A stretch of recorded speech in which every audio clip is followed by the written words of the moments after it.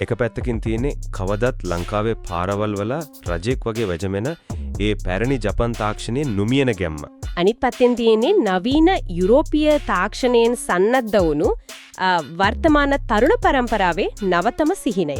පැහැදිලිවම කිව්වොත් අපිට අද මේ විග්‍රහ කරන්නේ පුරාවෘත්තයක් වගේ සැලකෙන Honda Hornet 250 යතුරුපැදියයි සහ නවීනත්වයේ සංකේතයක් වෙන KTM Duke 250 කියන ඩවන්තයන් දෙන්න ගැන. ඔව් ඉතින් මේ යතුරුපැදි දෙක නියෝජනය කරන්නේ සම්පූර්ණයෙන්ම වෙනස් යුග දෙකක් වෙනස්ම බලාපොරොත්තු දෙකක්. ඉතින් මේ ගැඹුරු ගවේෂණයේ ප්‍රධාන අරමුණ මොකක්ද කියන එකත් අපි පැහැදිලි කරමු නේද? මෙහිමයි අපි අද දවසේ ප්‍රධාන අරමුණ වෙන්නේ රුපියල් ලක්ෂ 10ක් 20ක් වගේ අතිවිශාල මුදලක් ආයෝජනය කරන බලාපොරොත්තු වෙන කෙනෙකුට ඉතාමත් පැහැදිලි චිත්‍රයක් ලබා දෙන එක. ඔව් ඒ ලොකු ගාණක්. හරියටම හරි. ඉතින් අපි මේ යතුරුපැදි දෙකේ එන්ජින් තාක්ෂණය, ඉන්ධන පරිභෝජනය, බාහිර පෙනුම ආරක්ෂාව සහ නඩන්තුව කියන හැම පැත්තක්ම අර අපිට ලබා දීලා තියෙන මූලාශ්‍රය සහ දත්තමත පදනම්ම ඉතා ගැඹුරින් සංසන්දනය කරනවා. ඒ කියන්නේ හැංගීම් වලට වහල් නොවි ප්‍රායෝගිකව තීරණයක් ගන්න පුළුවන් වෙන විදිහට මේ කරුණු දෙක අහගෙන ඉන්න අයට දිගෑරලා පෙන්වන්න එක තමයි අපේ මෙහියුම. අනිවාර්යෙන්ම බුද්ධිමත්ව තීරණයක් ගන්නයි අවශ්‍ය වෙන්නේ. හරි. එහෙනම් අපි කෙලින්ම මාතෘකාවට බහිමු. මේ යතුරුපැදි දෙකේ හදවත. ඒ කියන්නේ එන්ජින් ගැන කතා කරනකොට මට මේ සටහන් බලද්දි එක තැනකට ටික නතර වෙන්න වුණා. අයියේ මේ දෙක අහසට පොළොව වගේ වෙනස්නේ. මුලින්ම Honda Hornet 250 ගැන බැලුවොත් මේකේ තියෙන්නේ ජපාන් ඉංජිනේර ශිල්පයේ උපරිම අවස්ථාවක් විදිහට සලකන්න පුළුවන් ඉන්ලයින් 4 එන්ජින් එකක්. ඔව් ඒ කියන්නේ 250cc කාණ්ඩේ සිලින්ඩර 4ක් තියෙනවා. හැබැයි මාව පුදුම කරපු කාරණාව ඒක නෙවෙයි. මේකේ RPM මගේ 16000ක් දක්වා ඉහළ නංවන්න පුළුවන් කියන එක. මේක නිකන් ෆෝමියුලා 1 කාර් එකක් වගේ නේ. ඒක ඇත්ත. 90 දශකයේදී ජපාන් ඉංජිනේරුවෝ කොහොමද මේ වගේ දෙයක් කළේ කියන එක මාරයි. ඒක ඇත්තටම ඉංජිනේරුමය ආශ්චර්යයක්. ඒ කාලේ ජපාන් නිෂ්පාදකයෝ අතර තිබුණු දැඩි තරඟය නිසා තමයි මේ වගේ අතිශය සංකීර්ණ නිර්මාණ බිහි වුනේ. 16000ක් RPM කියන්නේ ලොකු වේගයක් නේද? හිතා ගන්නවත් බැරි වේගයක්. තත්පරයකට එන්ජින් මැටල සිදුවෙන පිපිරුම් ගණන අති විශාලයි. මේක කරන්න නම් එන්ජින් මේ පිස්ටන් ඉතාමත් කුඩා වෙන්න ඕනේ. ඒ වගේම ඒවායේ ගමන් කරන දුර ඉතාමත් කෙටි වෙන්න ඕනේ. ඒක නිසා තමයි අර සද්ද එන්නේ. හරියටම හරි. ඉතින් මේ කුඩා සිලින්ඩර් 4ක් එකතු වෙලා ඒ අතිශය වේගයෙන් වැඩ කරද්දි තමයි අර ලංකාවේ බයික් ලෝලින්ගේ ඇඟේ හිරිගඩු පිපෙන ගුවන්ගත වෙන ජෙට් යානයක වගේ අතිශය ආකර්ශනීය නාදය නිර්මාණය වෙන්නේ. ඒ සද්දෙට තමයි ගොඩක් අය ආස. ඔව් හැබැයි මේ ඉන්ලයින් 4 තාක්ෂණය කියන්නේ හුදු ශබ්දයකට විතරක් සීමා වුණු දෙයක් නෙවෙයි. ඒ කියන්නේ මේකේ ප්‍රායෝගික වාසියකුත් තියෙනවා. මං හිතුවේ සද්දට විතරේ කට්ටිය මේකට මෙච්චර පිස්සු වැටිලා ඉන්නේ කියලා. කිසිසේත්ම නැහැ. මේකෙන් ලැබෙන ලොකුම ප්‍රායෝගික වාසිය තමයි අසමසම සුමට බව. නැත්නම් අපි කියනවා වගේ අර මාර්ම ස්මූත් ගතියක් තියෙනවා කියන එක. ඒ කියන්නේ කම්පනය අඩුයි. ඔව් සිලින්ඩර 4ක් පුරාවට බලය සහ කම්පනය බෙදී යන නිසා විශේෂයෙන්ම අධිවේගී මාර්ගයක ඒව නැත්තම් දිගු දුර ගමනක් යද්දී මේ Hornet එන්ජිම ලබා දෙන ඒ ධාවන අත්දැකීම වෙනත් කිසිම 250cc යතුරුපැදියකින් ලබා ගන්න බෑ. අර අත්හිරි වැටෙන්න ඒව නෑ කියන්නේ ඒකයි. අනිවාර්යයෙන්ම අධික වේගයකදී වුණත් එන්ජිනේ කිසිම ආතතියක් පදවන්නාට දැනෙන්නේ නැහැ. හරියටම පාර දිගේ පාවීගෙන යනවා වගේ හැඟීමක් තමයි මේකෙන් ලැබෙන්නේ. හරි ඒක පැහැදිලි. හැබැයි අපි අනිත් පැත්තට හැරිලා අර KTM Duke 250 දිහා බැලුවොත් විශේෂයෙන්ම මේ 2024 Gen 3 මාදිලේ යන කතා කරද්දී එතන තියෙන්නේ සම්පූර්ණයෙන්ම වෙනස් කතාවක්.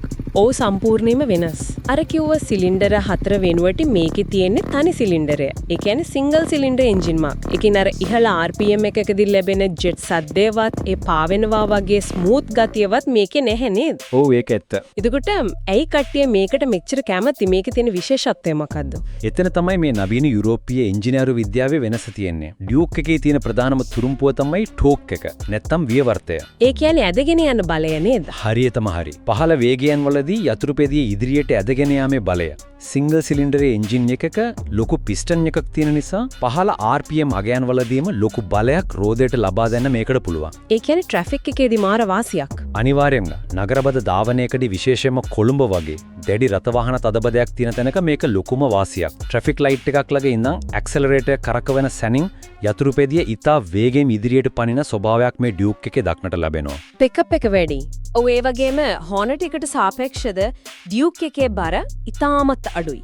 මේ සැහැල්ලු බව නිසා වාහන අස්සෙන් රිංගාගෙන යන්න, ක්ෂණිකව දිශාව වෙනස් කරන්න මේක ඉතාමත් පහසුයි. ඒ කියන්නේ ට්‍රැෆික් එකේ රජා ඩියුක් හැබැයි හයිවේ එකේ රජා හොනට් වගේ කතාවක් නේද? ඉතින් මේ වගේ ක්ෂණික පිකප් එකක් තියෙනකොට ඒකට හරින පෙනුමක්කුත් තියෙන්න ඕනේ. පෙනුම ගැන නම් කතා කරලා වැඩක් නැහැ. ඔව් පෙනුම ගැන කතා කරද්දී නම් මේ දෙකේ තියෙන්නේ පරම්පරා දෙකක වෙනසක් කියලා හොඳටම පේනවා. හොනට් එකට තියෙන්නේ කවදාවත් පරණ වෙන්නේ නැති අර අපි ටයිම්ලෙස් කියලා කියන જાතිය පෙනුමක්. සම්භාව්‍ය පෙනුමක්. සම්භාව්‍ය රවුම් හැඩති ප්‍රධාන ලාම්පුව, ලොකු ඉන්ධන ටැංකිය සහ විශේෂයෙන්ම පිටුපසින් තියෙන අතිශය මහත් ටයරය නිසා යතුරුපැදියට ලැබෙන්නේ මාරම ගාම්භීර පිරිමි පෙනුමක්. දශක ගණනාවක් ගත වුණත් ඒ පෙනුමේ තියෙන ආකර්ෂණය අඩු වෙලා නැහැ. අනිවාර්යෙන්ම. හැබැයි ඩියුක් 250 දිහා බැලුවොත් ඒක හරියට පිටසක්වල යානයක් වගේ.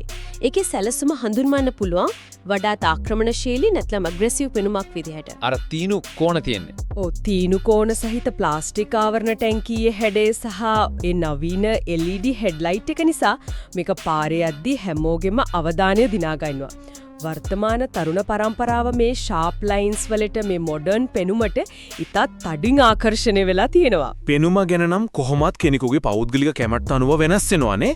හැබැයි පෙනුමට වඩා ජෙට් සද්දට වඩා ලොකු දෙයක් තියෙනවා. ඒ තමයි ජීවිතේ බේරගන්න එක. ඉතාමත් වැදගත් කාරණයක්. මේ ගැඹුරු ගවේෂණයේ අපි කතා කරන්න ඕනේ තීරණාත්මකම සාධකේ තමයි ආරක්ෂාව. විශේෂයෙන්ම හදිස්සි අවස්ථාවකදී මේ යතුරුපැදි දෙක ප්‍රතිචාර දක්වන්නේ කොහොමද කියන එක. මෙතනදී තමයි තාක්ෂණයේ පරතරය අපිට ඉතාමත් තදින්ම දැනෙන්නේ. ආරක්ෂාව අතින් ඩියුක් 250 යතුරුපැදිය හොනට් එකට වඩා තාක්ෂණිකව ඉතාමත් ඉදිරියෙන් සිටින බවක් කිව යුතුමයි. අර ABS සිස්ටම් එක නිසාද? මොකද මේකේ වඩාත් සිත් ගන්නාසලු කරුණ නම් ඩියුක් 250 සතුව ඩුවල් චැනල් ABS. ඒ කියන්නේ රෝද දෙකටම ක්‍රියාත්මක වන ඇන්ටි ලොක් බ්‍රේකින් සිස්ටම් එකක් තියෙනවා. ඒ කියන්නේ හදිසි බ්‍රේක් පාරක් ගහවත් ලිස්සන්නේ නැහැ. හරියටම හරි මේක සරලව තේරුම් ගත්තොත් හදිසියෙම පාරට බල්ලෙක් පැනලා හරි වාහනයක් හරවලා හරි එකපාරටම ෆුල් බ්‍රේක් ගහන්න උනොත් සාමාන්‍ය වෙන්නේ රෝද අගුළු වැටිලා බයික් එක පාරේ ලිස්සලා යන එකනේ. ඔව් ගොඩක් අනතුරු වෙන්නේ හැමයි. හැබැයි ABS තියෙනකොට පරිගණකය මගින් තත්පරයකට කිහිප වතාවක් බ්‍රේක් එක අල්ලමින් අතාරිමින් ක්‍රියාත්මක වෙනවා. හරියට මාරම පළපුරුදු රයිඩර් කෙනෙක් තිරිංග පාලනය කරනවා වගේ. ඒක මාර තාක්ෂණයක් නෑ. ඔව් මේ නිසා රෝද ලිස්සන්නේ නැතිව යතුරුපැදිය කෙලින්ම නතර කරගන්න පුළුවන්. විශේෂයෙන්ම යතුරුපැදි ධාවනයට නමකයෙකුට මේක පණ වගේ වටිනවා.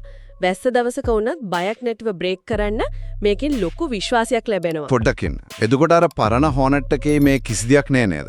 කිසිම දෙයක් නෑ. මම අහලා තියෙන විදිහට ඒ කාලේ මේ ABS තාක්ෂණය බයික් වලට ආවේ නෑ. ඒ කියන්නේ වැස්සේ හදිසි බ්‍රේක් පාරක් ගැහුවොත් සම්පූර්ණයෙන්ම පවඩවන කෙනාගේ දක්ෂතාවය මතයි තියෙන්නේ. දෙවියන්ගේ පිහිටයි තමන්ගේ දක්ෂතාවයයි තමයි. ඉතින් එතනදී සම්පූර්ණයෙන්ම රඳා පවතින්නේ පදවන්නාගේ පළපුරුද්ද මතයි. හොනට් එකේ තියෙන්නේ සාම්ප්‍රදායික තිරිංග පද්ධතියක්. ඒ කියන්නේ ඩිස්ක් බ්‍රේක් තිබ්බට ABS නැහැ. ඔව් වැලි සහිත පාරක හෝ වැස්ස වෙලාවක හදිසි තිරිංග එදීමක් කරන්න වුණොත් යතුරුපැදිය ලිස්සන් නොගොස් සමතුලිතව පාලනය කරගන්න පදවන්නට ඉතාමත් ඉහළ කුසලතාවයක් තියෙන්න ඕනේ. අර තාක්ෂණයෙන් ලැබෙන සහායක් එතන නැහැ. නෑ මේක ආරක්ෂාවතින් සලකා බලද්දී ඉතාමත් තීරණාත්මක කාරණයක්. තමන්ගේ හැකියාව ගැන ඕනෑවට වඩා විශ්වාසය තියෙන එක සමහර වෙලාවට භයානක වෙන්න පුණා. ඒක තවනම් සහතික ඇත්ත. මේ ආරක්ෂාව කියන කාරණාවත් එක්කම බැඳිලා තියෙන අනිත් දේ තමයි හැන්ඩ්ලින් එක. නැත්තම් යතුරුපැදිය හැසිරවීම. ඔව් ඒකත් ලොකු සාධකයක්. අර කලින් කිව්වා වගේ ඩියුක් එකේ තියෙන සැහැල්ලු බව නිසා නගරේ පදින්න මාරම ලේසි. ඒත් මට හිතෙන්නේ දුරගමනක් යද්දි මේ කතාව වෙනස් වෙනව නේද? පැහැදිලිවම ලංකාවේ පාරවල් වල දුරගමනක් යද්දි විශේෂයෙන්ම අධිවේගයෙන් යද්දි හරි තද සුළං තියෙන වෙලාවක ලොකු බස් එකක් කිට්ටුවෙන් පාස් කරගෙන යද්දි හරි ඩියුක් එක වගේ සැහැල්ලු බයික් එකක් පාරෙන් ටිකට් විසිවෙන්න බලනවා. බැලන්ස් එක පොඩ්ඩක් අඩුයි. ඔව්. හැබැයි හොනට් 250 දිහා බලුවොත් ඒකේ තියෙන බර ගතිය සහ ඒ නිර්මාණයේ තියෙන සමතුලිතතාවය මෙතනදී විශාල වාසියක් වෙනවා. පාරට ඇලිලා යනවා වගේ. අන්න හරි. යතුරුපැදිය පාරට තදින් ඇලිලා ඒ කියන්නේ මාරම ප්ලාන්ට් ඇන්ඩ් ෆීල් එකකින් ගමන් කරන බවක් පදවන්නට දැනෙනවා. සුළඟට සෙලවෙන්නේ නැතිව ඉතා ස්ථාවර ධාවනයක් ලබා දෙන්නේ හෝනට් එක සමත්. ඉතින් Taman වැඩිපුරම ධාවනය කරන්නේ කොළඹ ට්‍රැෆික් එකේද නැත්නම් දුර ගමන්ද කියන එක මත මේ හැසිරවීමේ වාසි වෙනස් වෙනවා. අනිවාර්යෙන්ම තමන්ගේ අවශ්‍යතාවය තමයි මුල් තැනට එන්නේ. හරි. දැන් අපි මේ සාකච්ඡාවේ වඩාත්ම සංවේදී ඒ වගේම මාව සම්පූර්ණයෙන්ම පුදුමයට පත් කරපු මාතෘකාවට යමු. ඒ තමයි මිල ගණන් සහ ආර්ථිකමය සාධක. ගොඩක් අය බලාගෙන ඉන්න මාතෘකාවක්. මම මේ සටහන් වල තියෙන දත්ත දැක්කම ඇත්තටම මට හිතුනේ මේකේ මුද්‍රණ දෝෂයක්වත්ද කියලා. පොඩ්ඩක් අහගන්නකෝ. කියන්න බලන්න. අලුත්ම කඩෙන් ගන්න brand new KTM Duke 250 එකක වර්තමාන මිල සටහන් වෙන්නේ රුපියල් 17,39,950ක් විදියට. ඒ කියන්නේ ලක්ෂ 14,000කට කිට්ටුයි. ඔව් ඒක සාමාන්‍යයි. ඒක කොහොමත් සාධාරණයි කියමුකෝ අලුත්ම බයික් එකක් නිසා. හැබැයි අනිත් පැත්තෙන් අවුරුදු 25ක් විතර පාවිච්චි කරපු Honda Hornet 250 යතුරුපැදියක මිල විශේෂයෙන්ම මේ chassis 150 ඉඳන් 150 දක්වා මාදිලිවල මිල ලක්ෂ 16 ඉඳන් ලක්ෂ 22ක් දක්වා වෙනස් වෙනවා. ඔව් ඒක තමයි වෙළඳපොළ තත්ත්වය. මට මේක තේරුම් ගන්න බෑ. කොහොමද ABS වත් නැති දශක 2කමාරක් පරණ යකඩ ගොඩකට ලක්ෂ 22ක් ගෙවන්නේ? මේක කොහොමද ලොජික් එකකට ගැලපෙන්නේ? ඒක ඉතාම සාධාරණ ප්‍රශ්නයක්. ඕනෑම ආර්ථික විද්‍යාඥයෙකුට උනත් මේක දැක්කම උළුව අවුල් වෙනවා. හැබැයි අපි මේක අපක්ෂපාතීව බැලුවොත් මේ අසාමාන්‍ය මිල තීරණය වෙන්නේ හුදු තාක්ෂණය හෝ වයස මත නෙවෙයි. එහෙනම් මොකද්ද හේතුව? මේකට ප්‍රධාන හේතු කිහිපයක් තියෙනවා. පළවෙනි එක තමයි ලංකාවේ තියෙන වාහන ආනයන සීමා. දෙවෙනි එක සහ ප්‍රබලම හේතුව තමයි මේ Hornet 250 සතුව ශ්‍රී ලංකාව තුල ගොඩනැගී ඇති අතිවිශාල සංස්කෘතික සහ චිත්තවේගී වටිනාකම. ඒ කියන්නේ මේක බ්‍රෑන්ඩ් එකක් වෙලා. ඔව්. මේක නිකම්ම වාහනයක් නෙවෙයි. මේක පෞරුෂයේ සංකේතයක් හීනයක්. අනික ජපන් සමාගම් දැන් මේ වගේ 250cc inline 4 engine තියෙන යතුරුපදේ නිෂ්පාදනය කරන්නේ නැහැ. ඒ කියන්නේ මේක සීමිත සම්පතක්. ඉල්ලුම වැඩි, සැපයුම අඩුයි. හරියටම හරි. පවතින සීමිත යතුරුපදි ප්‍රමාණයට තියෙන ඉල්ලුම දිනෙන් දින ඉහළ යනවා. අද ලක්ෂ 18කට ගන්න Hornet එක තව අවුරුදු 2කින් ලක්ෂ 20කට විකුණන්න පුරුණා කියන විශ්වාසය මිනිස්සුන්ගේ ඔළුවේ තියෙනවා. ඒ නිසා මේක බොහෝ දෙනා දකින්නේ පිරිහෙන්නේ නැති මූල්‍යමය ආයෝජනයක් විදිහටයි. ඒ කියන්නේ බයික් එකක් ගන්නවා කියනවට වඩා මේක හරියට ඉඩමක් ගන්නව වගේ වැඩක්. අන්න ඒ වගේ දෙයක් තමයි. හරි මිලදී ගන්න මුදල කොහොමුණත් මේවා පවත්වාගෙන යන්නත් ලොකු වියදමක් යනවනේ. එදිනෙදා වැඩට යන කෙනෙකුට වඩාත්ම බලපාන්නේ තෙල් කෙරුවාව. ඉන්ධන පරිභෝජනය ගැන බැලුවොත් තත්ත්වය කොහමද? එතනදම් Duke 250 පැහැදිලි ජයග්‍රහණයක් ලබනවා. නවීන තාක්ෂණය නිසා Duke එක ලීටරයකට කිලෝමීටර් 30-35 අතර ප්‍රමාණයක් ධාවනය කරන්න පුළුවන්. දිනපතා කාර්යාලයට යන කෙනෙකුට මේක මාරම වාසියක්. අර Hornet දෙකේ සිලින්ඩර 4ක් තියෙන නිසා තෙල් බොනවා ඇති නේද? ඔව් අර සිලින්ඩර් 4කට කන්න දෙන්න ඕන නිසා Hornet 250 එකේ ඉන්ධන කාර්යක්ෂමතාව සටහන් වෙන්නේ ලීටරයකට කිලෝමීටර් 18ත් 25ත් අතර අගයකයි. ඒ කියන්නේ සෑහෙන තෙල් වියදමක් යනවා. ඔව් Hornet පදින කෙනෙකුට මාසිකව තෙල් වලට ලොකු බජට් එකක් වෙන් කරන්න සිද්ධ වෙනවා. මේක ප්‍රායෝගිකව ගොඩක් අයට ලොකු ප්‍රශ්නයක් වෙන්න පුළුවන්. තෙල් වලට පස්සේ එන ලොකුම බය තමයි මේවා කැඩුනොත් හදන එක. මේ නඩත්තුව එහෙමත් නැත්නම් මේන්ටෙනන්ස් ගැන කතා කරද්දි මේ දෙකේ ලොකු වෙනසක් තියෙනවද? අනිවාර්යෙන්ම මේ දෙකේ නඩත්තුව සම්පූර්ණයෙන්ම වෙනස් ලෝක දෙකක තියෙන්නේ. Hornet එකේ තියෙන්නේ පරණ කාබියුරේටර් පද්ධතියක්. සිලින්ඩර 4ට අදාළව කාබියුරේටර් 4ක් තියෙනවා. ඒ හතරම එකට වැඩ කරන්න එපයි. ඔව් මේක හරියට වාද්‍ය වෘන්දයක් වගේ. මේ හතරම එකම තාලයකට වැඩ කරන්න ඕනේ. මේවා නිවැරදිව සමමුහුර්ත කිරීම නැත්නම් ටියුන් කරන්න කියන්නේ සාමාන්‍ය බාස් කෙනෙකුට කරන්න පුළුවන් දෙයක් නෙවෙයි. විශේෂඥයෙක් ඕනේ. අනිවාර්යෙන්ම ඒකට මේ බයික් එක ගැනම සහජ ඉවක් තියෙන මාරම පළපුරුදු දක්ෂ කාර්මිකයෙක් අවශ්‍ය වෙනවා. එහෙම කෙනෙක් හොයාගන්න එකත් අද කාලේ ලේසි නෑ. වැරදි කෙනෙක් අත ගෑවොත් බයික් එකේ ලෙඩ ගොඩක් මතුවෙන්න පුළුවන්. එතකොට Duke එකේ ඒ ප්‍රශ්නේ නෑ නේද? මොකද ඒකේ කාබියුරේටර් නෑනේ. ඔව් Duke එකේ තියෙන්නේ FI නැත්නම් fuel injection තාක්ෂණය. මේක හරියට බයික් එක ඇතුලේ තියෙන කුඩා කාලගුණ මධ්‍යස්ථානයක් වගේ. සෙන්සර් වලින් නේද වැඩ කරන්නේ? හරියටම හරි.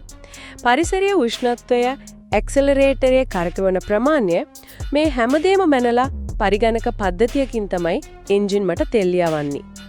ඒ නිසා අර කාබියුරේටර් ටියුන් කරනවා වගේ යාන්ත්‍රික ගැටලු මේකේ එන්නේ අඩුවෙන්. හැබැයි ඉලෙක්ට්‍රොනික ලෙඩ එන්න පුළුවන්. ඔන්න ඔතනයි ප්‍රශ්නේ.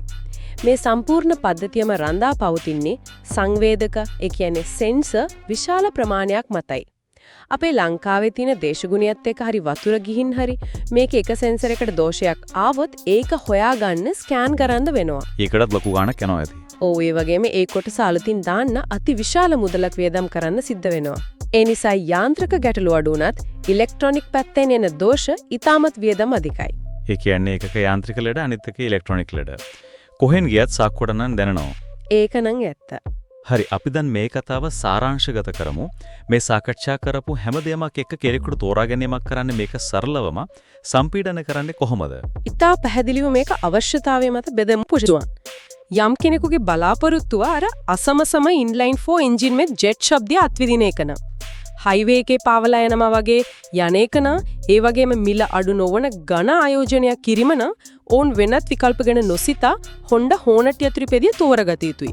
ඒක හදවතින් ගන්න තීරණයක් නේද? පැහැදිලිවම. අනිත් පැත්තෙන් කෙනෙකුට අවශ්‍ය වෙන්නේ මොලෙන් ගන්න ප්‍රායෝගික තීරණයක් නම් ඒ කියන්නේ පදවන්නාගේ ආරක්ෂාව තහවුරු කරන ABS තාක්ෂණය, තරුණ ආකර්ෂණය දිනා ගන්නා නවීන පෙනුම, දෛනික ගමන්වලදී සාක්කුවට වාසිදායක වෙන ඉන්ධන පිරිමැස්ම සහ නගරේ ට්‍රැෆික් එක අස්සෙන් සැහැල්ලුවෙන් රිංගල යන පහසුව නම් ඕන් අනිවාර්යයෙන්ම තෝරාගත යුත්තේ KTM Duke 250 අතුරුපැදියයි. ඔව් මේක ඊටමත් අපක්ෂපාතී සහ පැහැදිලි බෙදීමක්. හැබැයි මේ අවස්ථාවේදී අහගෙන ඉන්න අයට ඊටමත් වැදගත් ප්‍රායෝගික උපදේශක් ලබා දී යුතුමයි. මොකද රුපියල් ලක්ෂ 18ක් 20ක් කියන්නේ කිසිසේත්ම සෙල්ලම් මුදලක් නෙවෙයි.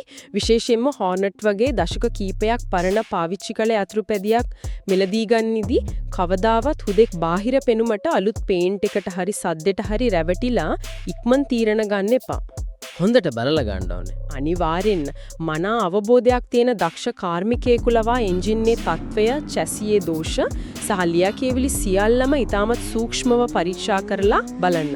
එහෙම නැතුව ගත්තොත් ඒක ජීවිත කාලයකම පසුතැවීමක් වෙන්න පුළුවන්. ඒක නම් රත්තරන් වටින උපදේශයක්. ආයෝජනයක් විදිහට ගත්තත් ලෙඩ ගොඩක් ගත්තොත් ඒකෙන් වැඩක් නෑනේ.